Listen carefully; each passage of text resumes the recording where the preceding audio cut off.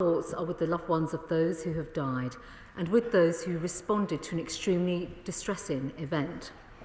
Information is still being gathered about the situation in France as this becomes more and more clearer. The Prime Minister chaired an emergency COBRA meeting last night and then spoke to the President of France.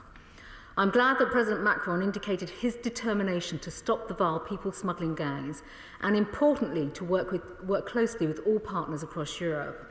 I have literally, Madam Deputy Speaker, just spoken again with my French counterpart, Minister Darmanin, and I've once again reached out and made my offer very clear to France in terms of joint France and UK cooperation, joint patrols to prevent these dangerous journeys from taking place.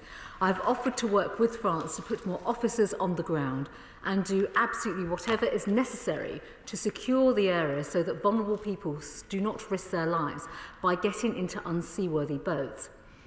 Madam Deputy Speaker, there is a global illegal migration crisis. As I've stated many times, these journeys across the Channel are absolutely unnecessary. But as I have been warning for 2 years, they are also lethally dangerous.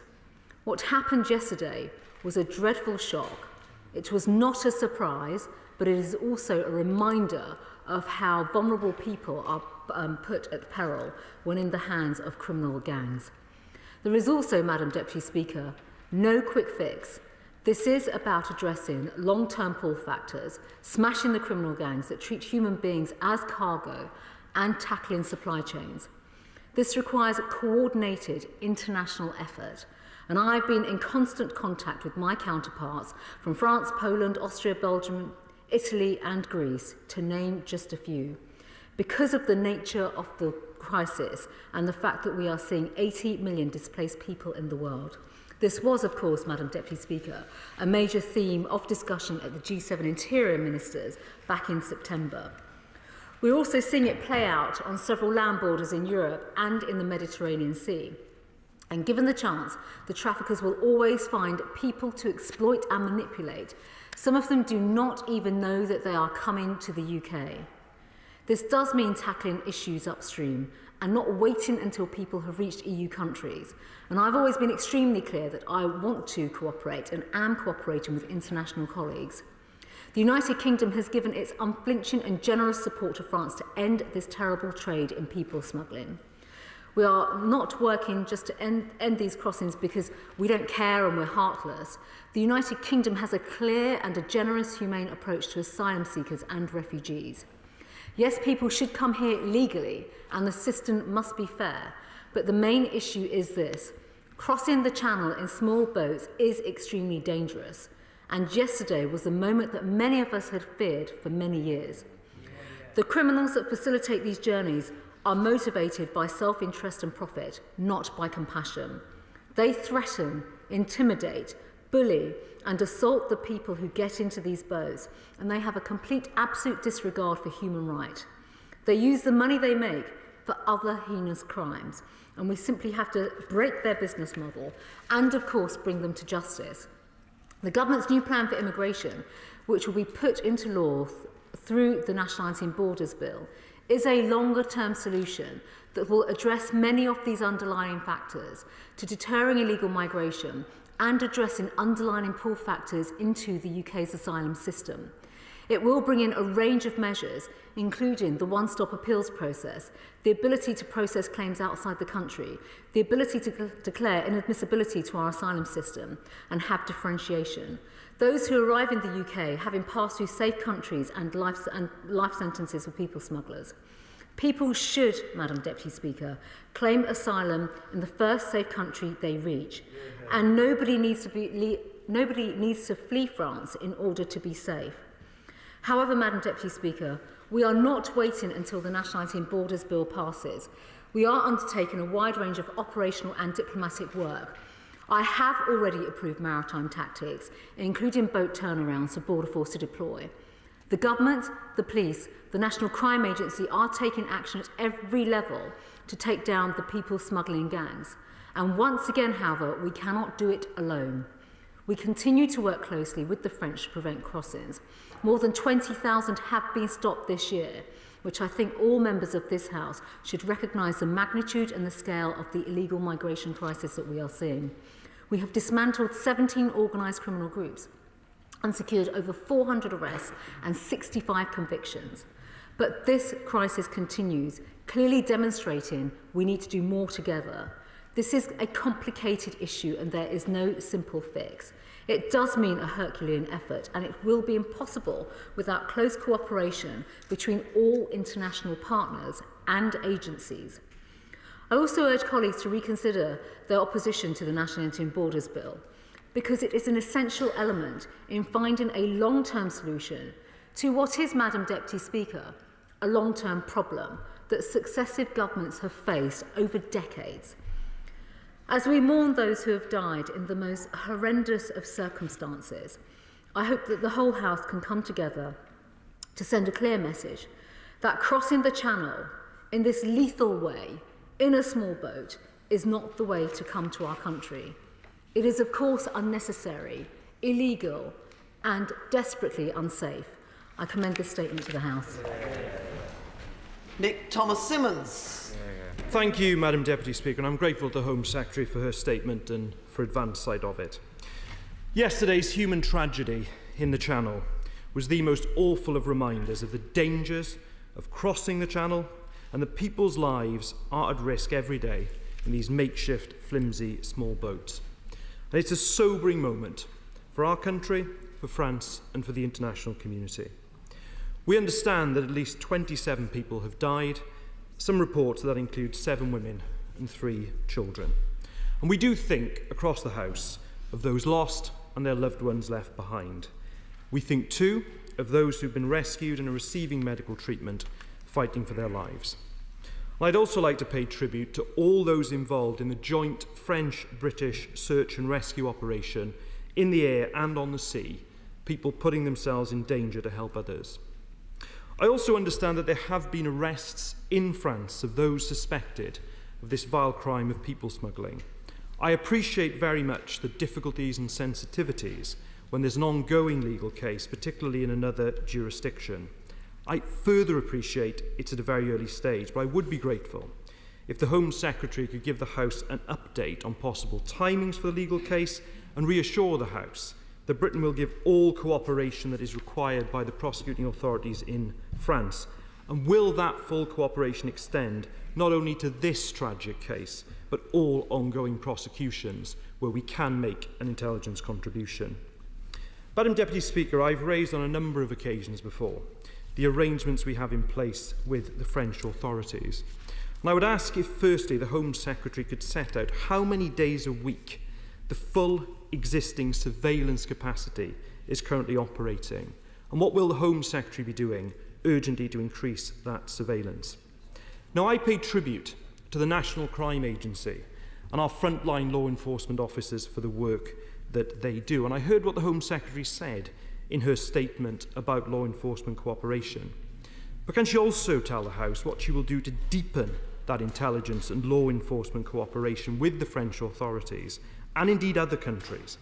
So the focus isn't only on coastal patrols, important though they are, but is also about disrupting the routes facilitated, often across hundreds and thousands of miles, by vile people smuggling gangs who have reckless disregard for human life. Can I also press the Home Secretary on properly managed, safe and legal routes? Can I ask specifically about the DUB scheme? The DUB scheme was closed down, having helped only 480 unaccompanied children, rather than the 3,000 it was expected to help.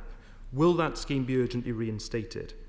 The government has also announced the Afghanistan resettlement scheme, and we took the salute yesterday from our magnificent armed forces in New Palace Yard, who together with Border Force and our diplomats showed the very best of us as a country in their actions during Operation Pitting. But the government now needs to send out how practically it will make good on its promise to help a total of 20,000 people. We are some months on, we need an urgent update on that. Then there's the UK resettlement scheme that was announced in February of this year. And today the government has released the statistics on this. It shows that in its first year, only 770 people have been helped by that scheme. And taken with the other schemes, it's only 1,171 people who've been helped to the end of September, when the promise from the Home Office was to help 5,000 people in its first year. What will be done to make good on that promise? What urgent action will be taken to help those most in need? The Home Secretary mentioned the Nationality and Borders Bill, but she knows the opposition will not support a bill that breaches the Refugee Convention and damages our standing around the world. And indeed, the Home Secretary has spoken today of a worldwide migration crisis. Can ministers revisit their decision to cut the international aid budget and lead on the international stage to help those fleeing from persecution around the world? And finally, Madam Deputy Speaker, can I say that yesterday's terrible tragedy must be a moment for change. The time for urgent action to save lives is now. Home Secretary. Madam Deputy Speaker, I'd like to begin my remarks, Madam Deputy Speaker, by actually echoing some of the comments that the Honourable Gentleman made. And in particular, that is a direct reference to actually our partners, our operational partners who day in, day out do incredible work that sometimes in this House gets overlooked too often. So on joint patrols, for example, and I know the Right Honourable Gentleman has asked about surveillance capability, we have officers from Border Force and UK law enforcement working in conjunction with the National Crime Agency and their French counterparts every day, Madam Deputy Speaker, in actually some of the most appalling conditions. And I would also like to refer all members, Honourable and Right Honourable members, to previous statements I've made in this House around loss of life, people smuggling, but actually some of the wider reforms that this government is bringing in. Because I have specifically mentioned just the weaponising of illegal migration, the fact that women and children, even babies, are being threatened and weaponised and being forced into some of these most appalling, unseaworthy vessels. Officers in France have also been attacked, physically attacked and injured in many quarters, and our Border Force patrols and officers themselves deal with many harrowing scenes every single day. So on that point, I would very much like to just very much support and commend the work that our people do.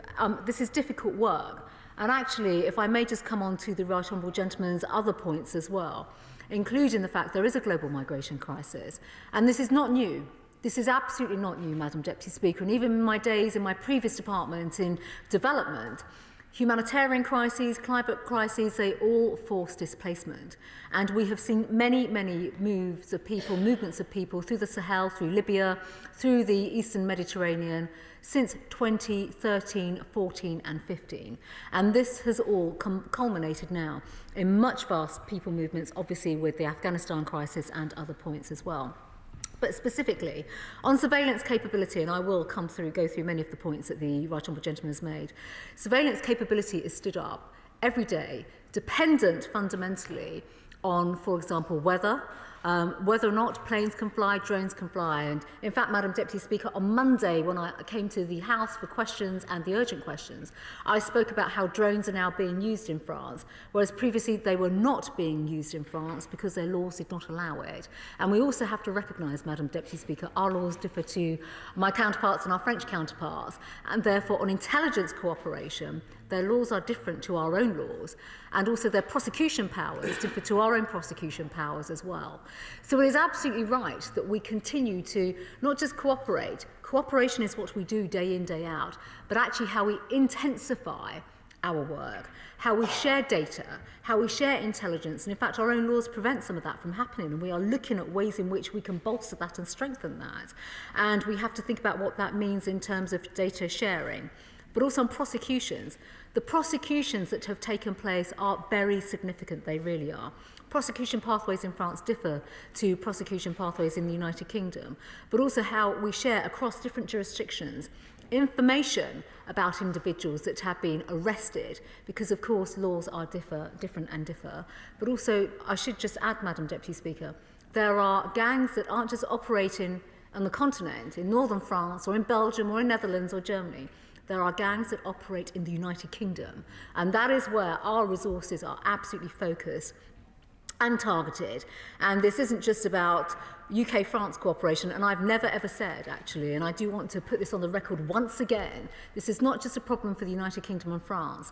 When you look at Europe, from the gateway into Italy, Greece, now Poland, I spoke to my counterpart in Poland earlier on this week, my counterparts in Belgium, the Netherlands, Germany, you name it, we see this as a wide-scale problem.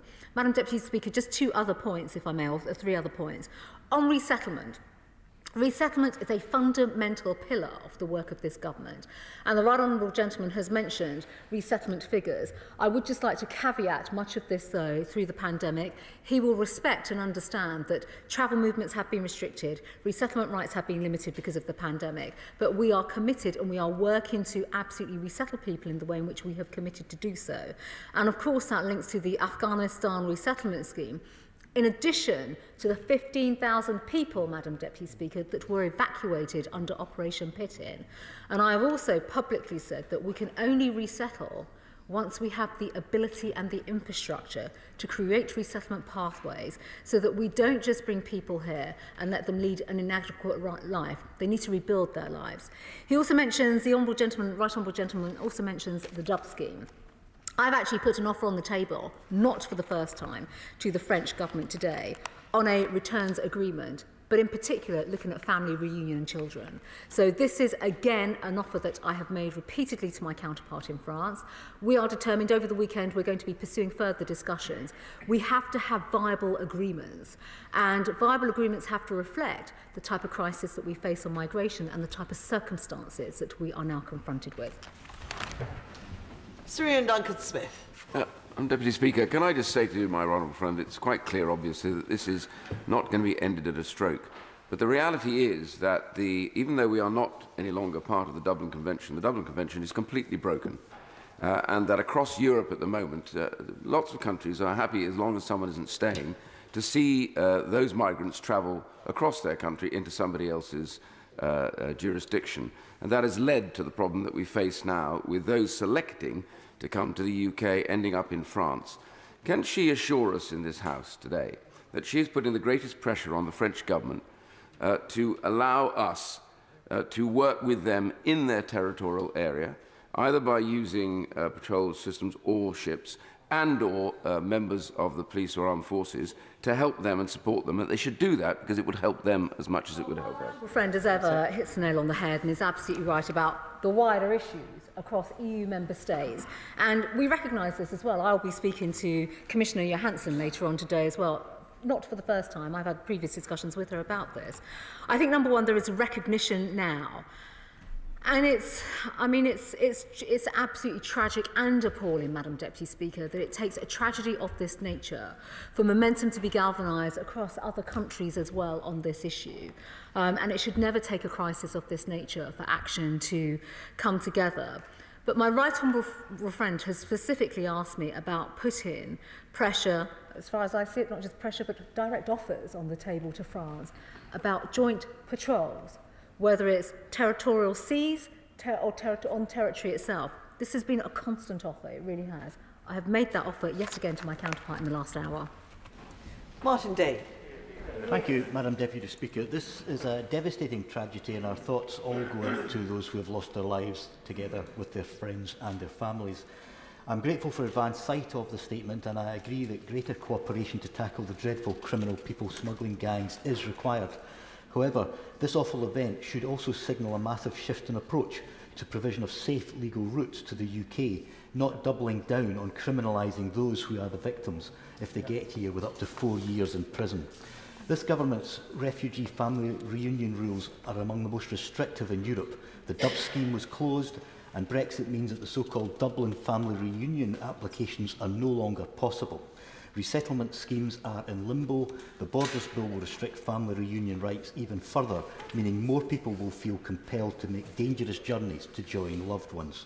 The reality is that offshoring is a disgrace. Will she publish the economic impact assessment for the bill, which presumably will confirm that it will waste billions of pounds and not work? And instead of blocking and closing down safe routes, we should be expanding them. So my question is quite simple. will she commit today to ending all discussion of the UK using dangerous and life-threatening pushback tactics in the Channel? The Prime Minister said yesterday that all options were on the table in addressing this crisis.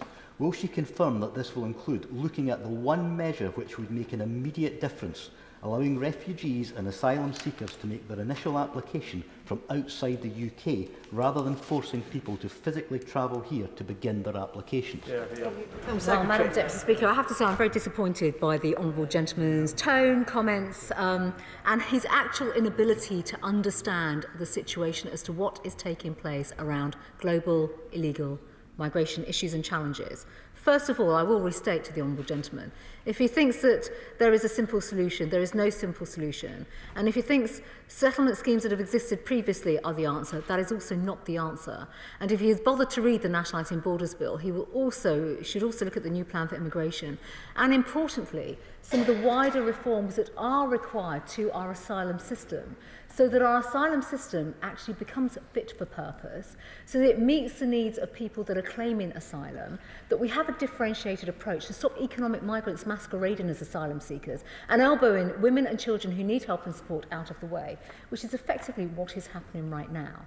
So safe and legal routes, absolutely. And if he'd only joined in previous debates or even in previous statements and questions, and I'm not sure if he was here on Monday in the House, he would have heard me say, not just on Monday, but in fact when I launched a new plan for immigration back in February, the very purpose of safe and legal routes is actually so we create the right kind of resettlement path for people who are fleeing persecution and oppression in countries for a range of reasons, a whole host of reasons, and the world is changing and there's a great deal of instability out there.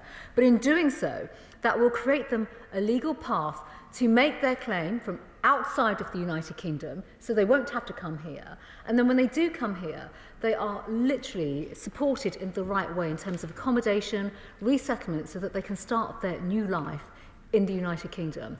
That is exactly how safe and legal routes should work. That is why I'm working with the IOM and UNHCR and other partners on this. And I think it's such a shame, actually, that once again, the SNP, a party that has failed to support asylum seekers in their own local authorities, Madam Deputy Speaker. 31 out of 32 local authorities have not even, they may sit there and yell shame at me, but 31 out of 32 local authorities, Madam Deputy Speaker, do not participate in the voluntary dispersal scheme for housing asylum seekers.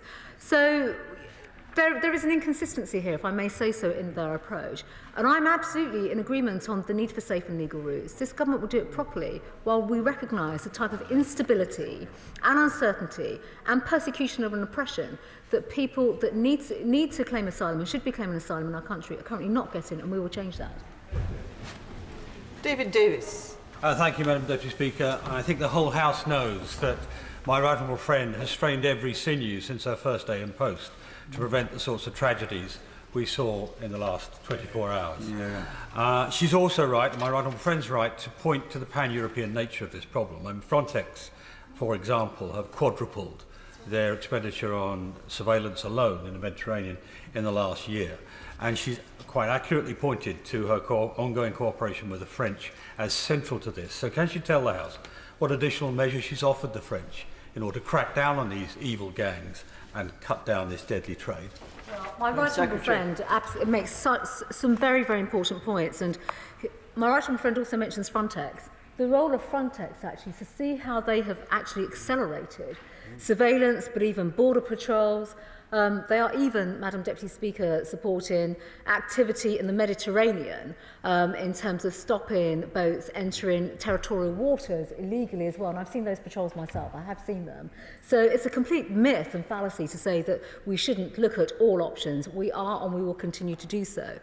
But in terms of measures that have been offered to France, absolutely. I mean, I've asked them today for an honest assessment in terms of their own numbers on the beaches, whether or not there are gaps, if more officers are needed, a realistic assessment in terms of the number of migrants that are coming through from Belgium in particular. And Minister Darmanin specifically mentions the pressures from that border and the boats that were the fatalities, with the fatalities yesterday, they came from Dunkirk. So clearly there are more flows there. But absolutely, more police officers, more intelligence cooperation, More on technology. So we put forward a very, very significant technology offer, which does include enhanced surveillance. It does include AMPR on the roads coming up to the beaches. We've also offered to put more officers unwarranted, because they will not take warranted officers. But these are the things that I will be working through very specifically now, because the status quo cannot persist. And I think, there's a full understanding of this on the French side. And as I'd say to the House, the one thing we absolutely are as a government, we are incredibly propositional to France in particular. We have to find joint solutions. And if it means actually doing more with France and persuading them to take on more support, we will absolutely strain every sinew to do so. Lillian Greenwood. Thank you, Madam Deputy Speaker, and our hearts go out to all those affected by yesterday's terrible tragedy. But there was already deep concern in my constituency about the government's approach to protecting men, women and children seeking refuge in the UK. And I also have many constituents with family members in fear of their lives and seeking to escape Afghanistan following the Taliban takeover.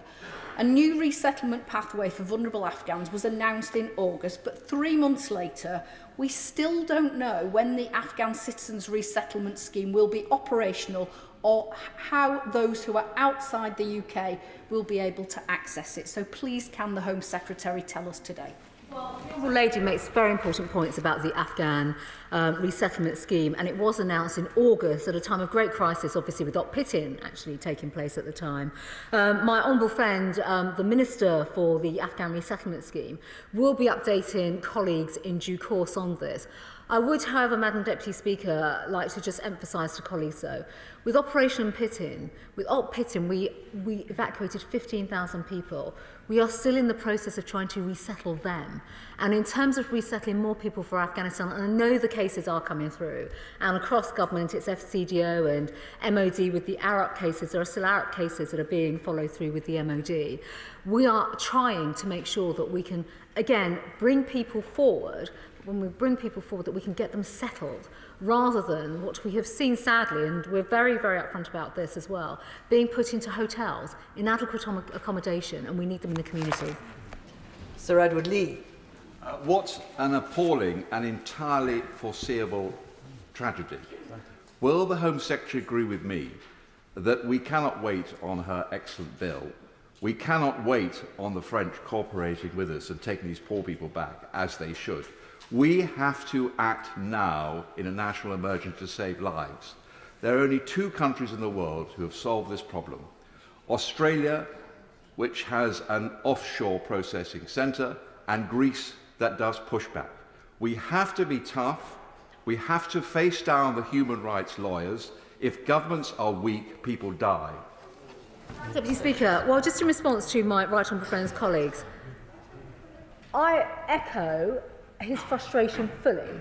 Now, in terms of toughness, I've been very clear, and I know this does upset some right honourable and honourable members in this House. I have not ruled anything out.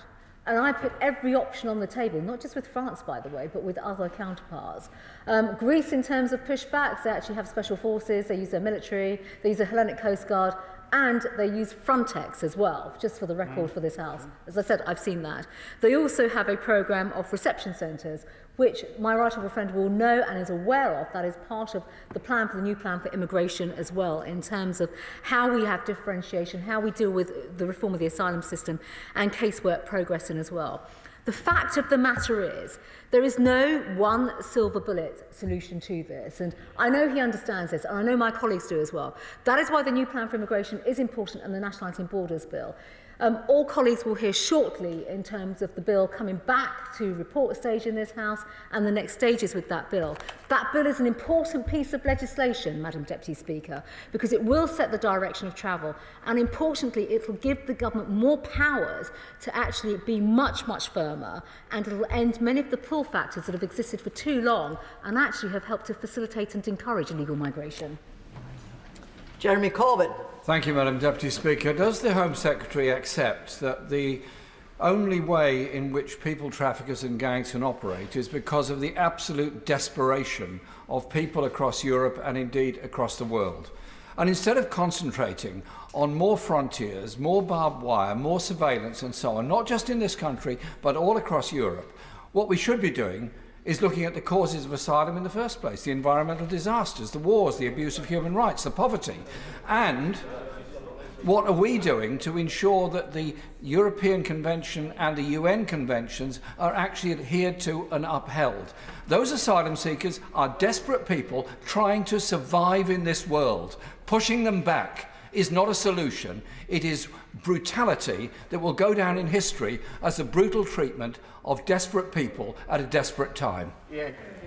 Secretary. I thank the Right Honourable Gentleman for his comments. And first and foremost, there is a great deal of work, and I just should emphasise this as well. I mean, his comments are really sort of put presented in a light that actually is quite unfair and unreflective of the work that takes place across government in terms of multilateral organisations, the global situations. Humanitarian crises lead to displacement, climate crises lead to displacement. That is a fact of life. None of this is new, and it's existed for decades and decades. And that is why the international community does come together, whether it's in convening power, through the European Union, through the UN multilateral system. That is exactly how it works.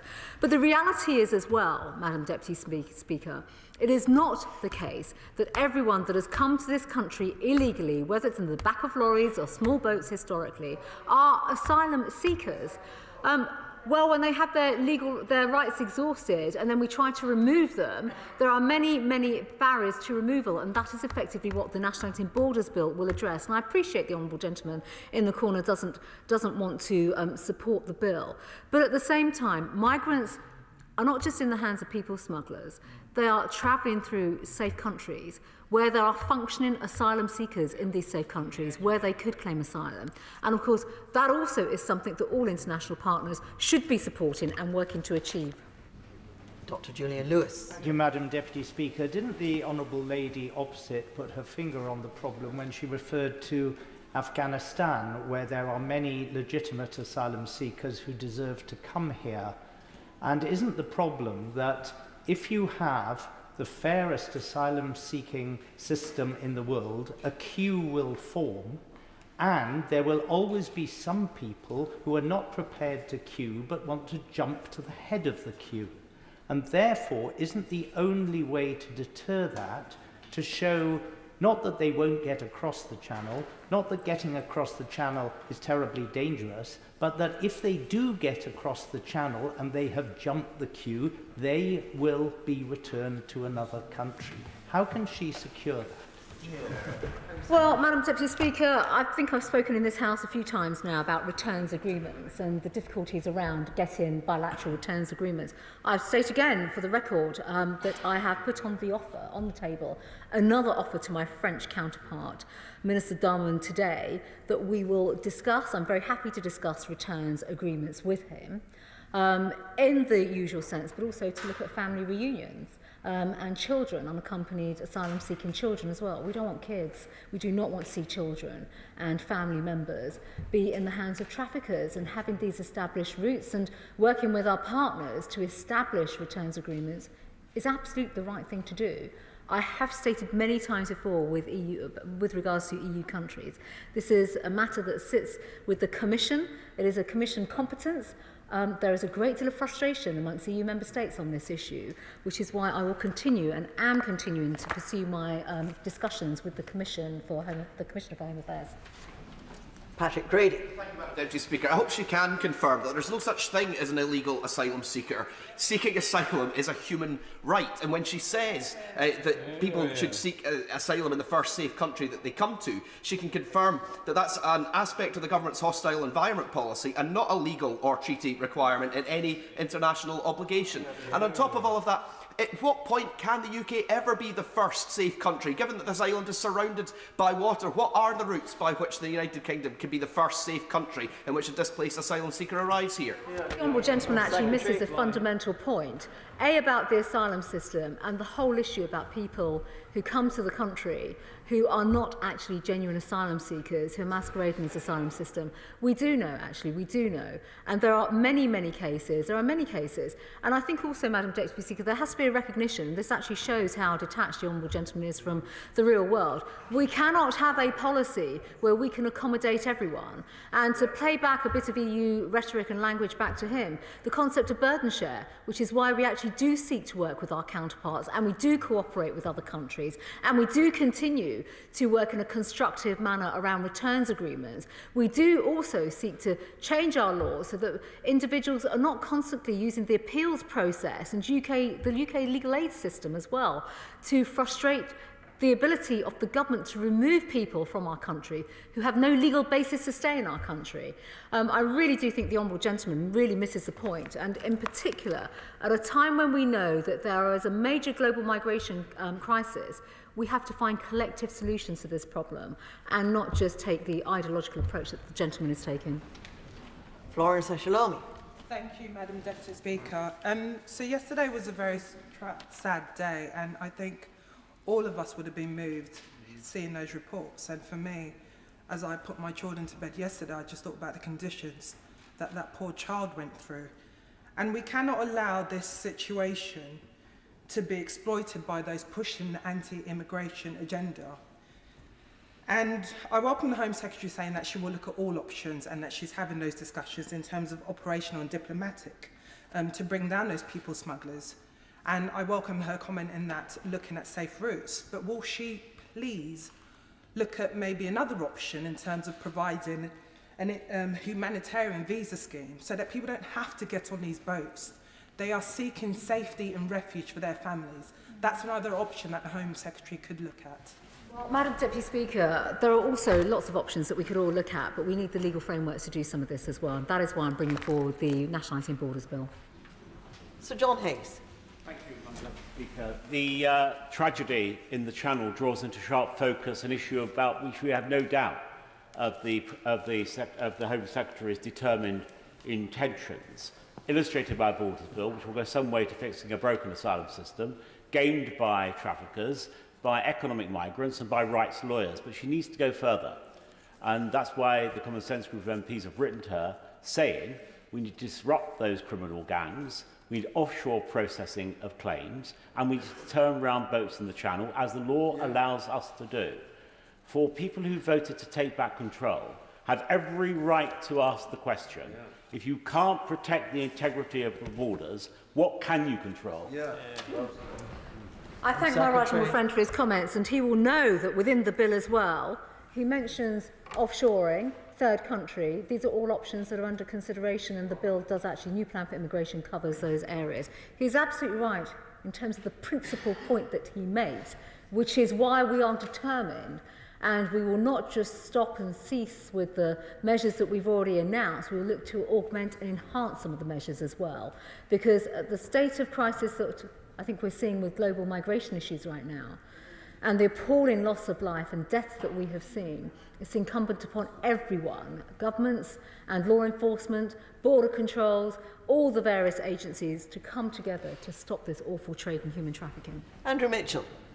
Thank you, Madam Deputy Speaker. And may I thank the Home Secretary for the content and the tone with which she has delivered her statement today. Does she agree with me that dealing with these criminal gangs of people smugglers, we are dealing with, in every sense, the modern-day equivalent of the slave traders of yore? And will she ensure that the full force and diligence of the intelligence services and the security services working with their counterparts in friendly states are brought together to address this terrible challenge? And to prevent further such tragedies as we saw yesterday, can my right honourable friend see any reason to object to processing asylum claims at all British embassies so that those who have a successful claim, which are the significant majority of those arriving by boat, can come here in a legal and humane way once asylum has been granted, rather than risking their lives just for the chance to file paperwork in the first place? Well, my right honourable friend makes some very, very important and valid points. And first and foremost, he will absolutely know, and I do agree with him, we are seeing what is now modern-day slave trade. There is no question about that. Which is why, Madam Deputy Speaker, the full force, as my right honourable friend says, of our intelligence, security, law enforcement partners and agencies, not just in the UK or in France, but upstream, And my right honourable friend will be very, very familiar with the footprint that government has, particularly in other countries upstream, and places like Africa, for example, as well, where there is a great deal of work that takes place to stop smuggling of people and the human trafficking that has taken place.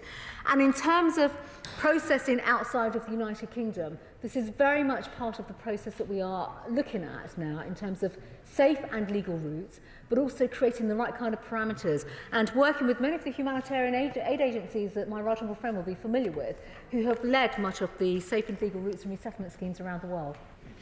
Brendan O'Hara. Madam Deputy Speaker, may I add my voice to those sending their condolences to the families and loved ones of those who died in this unspeakable tragedy. But last night I tuned into the BBC 10 o'clock news to get the latest on this terrible disaster, and I was absolutely appalled when a presenter informed me that around 30 migrants had drowned. Madam Deputy Speaker, migrants don't drown. People drown. Men, women and children drown. So will the Secretary of State join me in asking the BBC News editorial team and any other news outlet thinking of using that term to reflect on their use of such dehumanising language and afford these poor people the respect that they deserve? Home Secretary. In terms of language that is used, and we see a lot, we hear a lot, and even during the Afghanistan operations not pitting, I heard a lot of language that quite frankly seemed to be inappropriate around people who are fleeing. So yes, I will. Steve Baker. Deputy Speaker, I think people in Wickham would expect the government to act with absolute resolve to get a grip of this problem, but also compassion to save life and look after people. Can she reassure me that that is her policy, to look after people but get a grip of this problem? I'll absolutely reassure my honourable friend on not just, it's more than grip, I think, in terms of the approach that we are taking. The use of the word grip, you know, we've just been speaking about language, is quite a simplistic term, actually, when we think about the complexity of this issue. This is a very, very complicated issue, and it requires action around across a whole plethora of areas. But humanity and decency is absolutely crucial. And without labouring the point, Madam Deputy Speaker, this does come back to how people are treated when they come to our country, how we accommodate them, and how we support them. And this is what we want to change through the Nationality and Borders Bill, because we can do things better. Our system is broken, and it's incumbent that we actually apply a whole range of skills, experience and knowledge to actually provide a better system. Chiomura. Thank you, Madam Deputy Speaker. And it is truly heartbreaking to think of the lives, the hopes, the talents extinguished by the sea in their journey to our shores. A journey the Home Secretary characterises as unnecessary. But could I gently say to her that when men, women and children getting into the boat clearly didn't think so, and we see more boats arriving today. So will the Home Secretary acknowledge that her policies are not working and that vulnerable people are paying the price, and that what we need is safe, secure and fair routes into this country, and she has failed to put them in place? Madam Deputy Speaker, in response to the Honourable Lady, that is exactly what the Nationality and Borders Bill does. Robert Jenrick. Thank you, Madam Deputy. I support my right honourable friend in pursuing all long-term options, including offshore processing, which I think will play an important part. But would she agree with me that in the short term, we will see more tragedies like this unless we can agree a strategy with the French? And it is within the gift of the President of France to bring this to an end now. That will require more action by them, but it must be in our mutual interests, because the more people who cross the Channel, the more people will come to France. Absolutely right, and hence the discussion that took place between the Prime Minister and President Macron last night. We have been absolutely assiduous and forthright in making these points to our counterparts in France over the last 2 years. And the offers, Madam Deputy Speaker, you've heard the offers that we put forward to President Macron, the Interior Minister, the whole machinery of the French government. We absolutely encourage them and urge them to take these offers forward. They may not be perfect, but that's not the point. We need to deploy every single tool that we have to save lives and to prevent the loss of life, and that's effectively what this is now about. Rachel Maskell. Thank you, Madam Deputy Speaker. This is absolutely tragic. 27 people, including children and a pregnant woman, desperate for a safe future, were killed while being exploited. It's nothing short of murder. The Foreign Affairs Select Committee 2 years ago concluded that closing down safe routes drives people into the hands of people smugglers. So will she immediately withdraw her dangerous nationality and borders bill, which does just that, and put in place safe routes of passage to avoid more tragedies? Deputy Speaker is no, and that's effectively the Nationality and Borders Bill does create safe and legal routes. Sir Christopher Cho. Madam Deputy Speaker, my right honourable friend said at the end of her statement that crossing the channel in a small boat is illegal. Would that it was, but it isn't illegal, as that was confirmed by the Crown Prosecution Service on the 8th of July. What would make it illegal would be passing into law my Illegal Immigration Offences Bill, which is due for second reading tomorrow, and I should be grateful if my right honourable friend could agree to meet me to discuss the contents of that bill and how that will contribute to what we all want to see, which is an end to this vile trade. I think there is absolutely more that needs to be done, so ministers will be happy to meet the right honourable. Alan Cairns. Thank you, Madam Deputy Speaker. On Monday, I shared my concern to the Home Secretary that the French authorities potentially turning a blind eye to some of the activities going on on the northern coast of France were putting some of the most vulnerable people at risk. Sadly, that tragedy emerged yesterday, and it's encouraging to see that 5 people were arrested overnight. But those 5 people were active yesterday, last week, last month, and probably last year.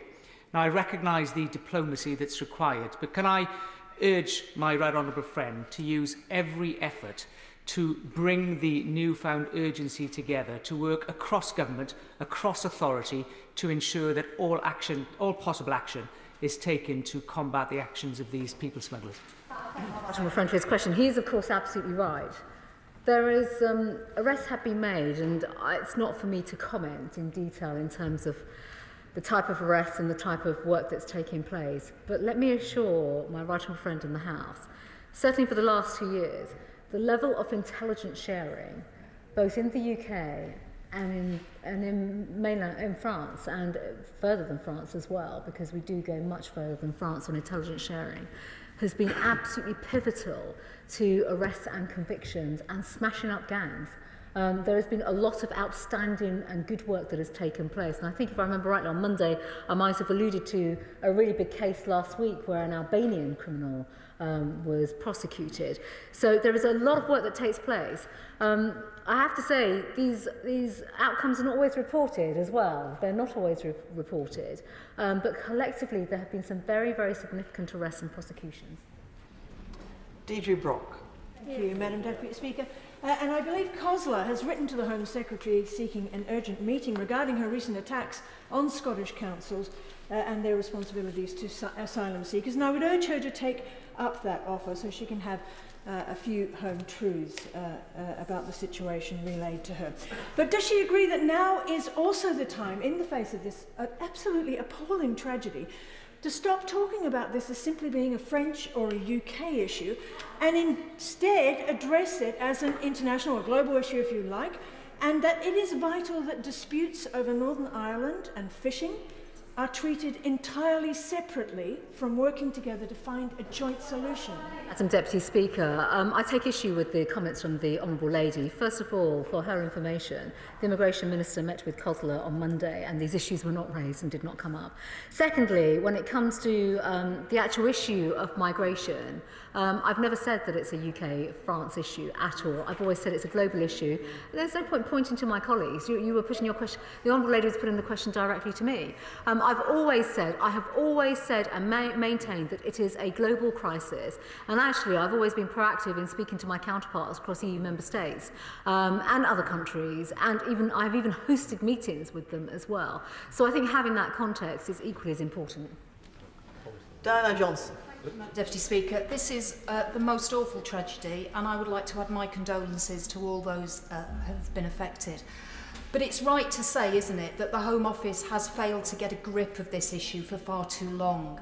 And in a week when the Home Affairs Select Committee has recommended that the Windrush compensation scheme should be removed from the Home Office because of issues of competency, isn't it now time that this matter should also be removed from the Home Office, given to the Cabinet Office, and there should be a cross-government response? For the benefit of the House, Madam Deputy Speaker, there is a cross-government response to this. Bob Blackman.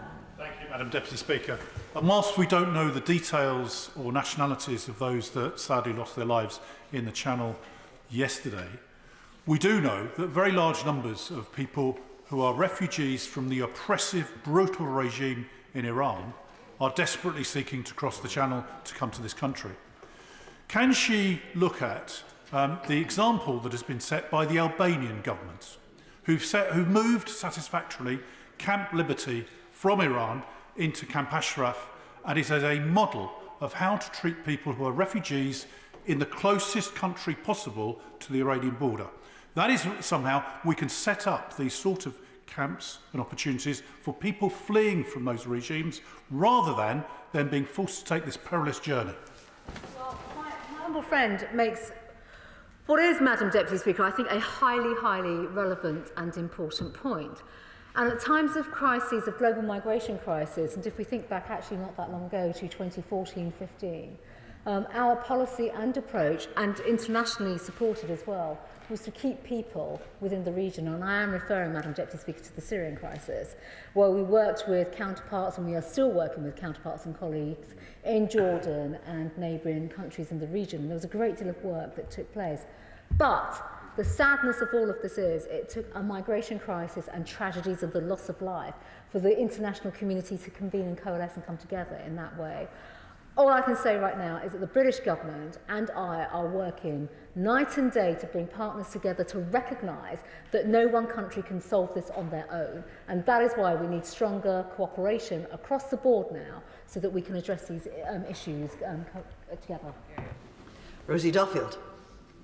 Madam Deputy Speaker, the people of East Kent are horrified and deeply upset by what the Chief Rabbi this morning called an unspeakable tragedy happening on our shores. We should be ashamed too that amongst the dead was a soldier who served alongside British Armed Forces personnel and reportedly felt unable to wait any longer for help to come, not an illegal migrant. I think the Home Secretary would agree. Will the government please act, not simply to repel those human beings desperate enough to risk this incredibly dangerous crossing, but to immediately open the Afghan Citizens Resettlement Scheme and safe family reunion routes to prevent more deaths like this? Madam Deputy Speaker, the Honourable Lady, to my comments earlier on both of those points. Julie Morrison. Thank you, Madam Deputy Speaker. We've seen consistently with Afghanistan and Hong Kong that the British people react with incredible generosity of spirit to people who are fleeing persecution, oppression and conflict. Does my right honourable friend agree that the safe and legal routes that she's referred to consistently and which are central and integral to the Nationality and Borders Bill are vital, but they also have to be the only viable route into the UK to preserve life, of course, but also to retain the support of the British public and the integrity of our asylum system, which is what we all want to see. Absolutely right and spot on, Madam Deputy Speaker. So the changes that the government have brought in, we are very clear about legal routes and also the issues, and we're very open and honest. For 20 years, the asylum system has just remained in aspic. It has not been touched, it has not been reformed, and it needs reforming. And with that, of course, we have set up resettlement routes. Hong Kongers, BNOs, look at the way that scheme has worked. It has been phenomenal, and it's incredibly moving to see how people have been resettled across the United Kingdom. As well with Afghanistan, and there are many other schemes as well, Syrian refugees that have come over too. We need to build upon those successes and do the right thing for people that are fleeing persecution, because it is that bond of trust with the British public as well. The British public are warm and generous, and we need to deliver for them, but we cannot be walked all over by other countries that are not stepping up, taking their responsibilities, and which is why we have to continue with this cooperation that we have with all our neighbours. Jim Shanahan. Thank you, Madam Deputy Speaker. And can I thank the Secretary of State for her commitment to finding a solution for this, and it's very clear that the Honourable Lady is doing just that. My heart aches at the lost lives that have now become a reality, sadly, today. On behalf of my party, the DUP, I convey my sincere sympathies to all those who grieve for their loved ones who they've lost over the last time. Would the Minister consider utilising private patrol companies offering services with boats ready and equipped to help the patrol of the sea, such as one who has contacted and emailed me to highlight a dairy facility called the Saurus Marine Solutions? Is there a role, Secretary of State, for private enterprise in helping the fight against these dangerous crossings? Thank you.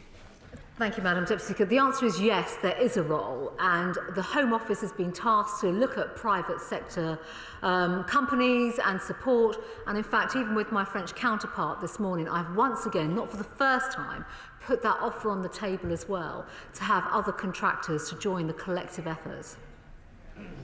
Philip Hollowburn. Against the background of British troops being sent to Poland to help secure the border with Belarus, can the Home Secretary confirm and clarify the basis of her broad and generous offer to the French?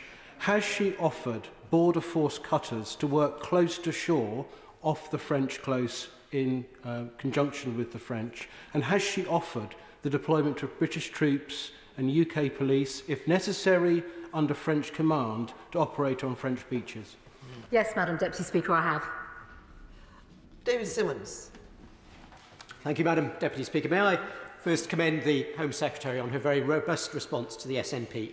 The London Borough of Hillingdon is currently buckling under the strain of looking after around 10% of the refugees in the whole country, including large numbers bussed up from Dover.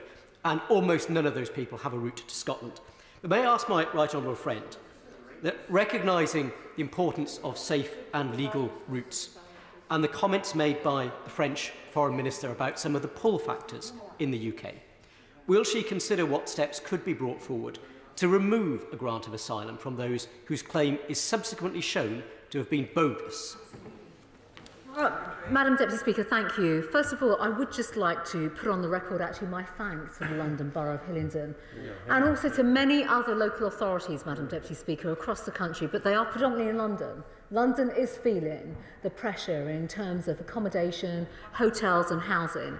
And he is right, of course, in terms of his own suggestion, in terms of moving forward on solutions, but actually working together. And, you know, this is exactly why we are looking to reform the system through the Nationalising Borders Bill. We have to have that differentiation. Richard Holden. Thank you very much indeed, Madam Deputy Speaker. The lives are tragically being lost in the Channel, and the British people want these gangs smashed, the crossing stopped, and people processed in the nearest country. The opposition have voted again and again against our measures in the Nationality and Borders Bill to cut down on human trafficking via small boats, and the Shadow Home Secretary has called our proposals unconscionable. In my local area, the local Labour Party and the Lib Dems, none of whom I see here today, are even campaigning against an immigration removal centre for foreign criminals and failed asylum seekers. Does the Home Secretary agree with me that Labour's failure to support the necessary legislation shows that when the chips are down, that they not only don't understand the views of the British people, but tragically are failing to protect those being exploited by criminal gangs, whose callous and criminal behaviour means people are left to die in the Channel?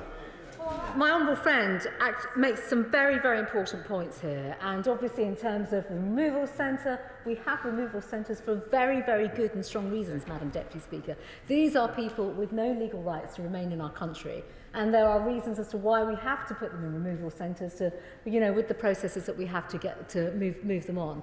But the fundamental point here is, of course, the reforms that we are trying to bring in, which are being thwarted by the party opposite. And actually, by stopping these changes and reforms, they're only playing into the hands of the people smugglers and those, quite frankly, who are being put in the hands of the traffickers. And finally, the prize for patience and perseverance goes to Duncan Baker. Madam Deputy, that will teach me for being last in as well. Could I say that the situation yesterday was an absolute tragedy, but it's absolutely clear what the Home Secretary has said in her words. There is no single silver bullet to fix this problem. Would she agree with me that broadly there are around 3 huge areas to cover? Number one is international cooperation has got to be there to work together with other countries. The domestic legislation has to be put in place, which is what we are doing through the Nationality and Borders Bill to fix our borders and to fix the broken asylum system. And lastly, we need the toughest possible measures to crack down on the surveillance and the criminality of those gangs who are, quite frankly, just aiding and abetting the situation every day. He's absolutely right, and I thank him for his comments because he's summed up the totality of the challenge that confronts us all, has existed for a long period of time, and that's exactly why we are attempting to fix the broken system by tackling these issues, the gangs at source, going upstream, using intelligence, fixing the system here in the United Kingdom, and of course our continued work with our counterparts around the world. Thank you. Point of order, Dr. Alan Whitehead. Thank you, Madam Deputy Speaker. Yesterday, in the urgent question on bulb going into special administration, the Business Secretary told my honourable friend, the member for Rhondda, after refusing to answer a question from my right honourable friend, the Shadow Business Secretary, that, and I quote, there is no government bailout. Yet we learned from a court hearing on the same day, indeed on the front page of the Telegraph and other papers today, that the taxpayer is on the hook for as much as £1.7 billion as a result of this government's failure to properly regulate the energy market. I ask your guidance, Madam Deputy Speaker, is it right and proper for a government minister to say one thing to this House and another thing to the courts? And also, Madam Deputy Speaker, whether you have any guidance about how the Business Secretary can be brought back to this House to explain why he has misled it in his answers to the UQ of yesterday. Order.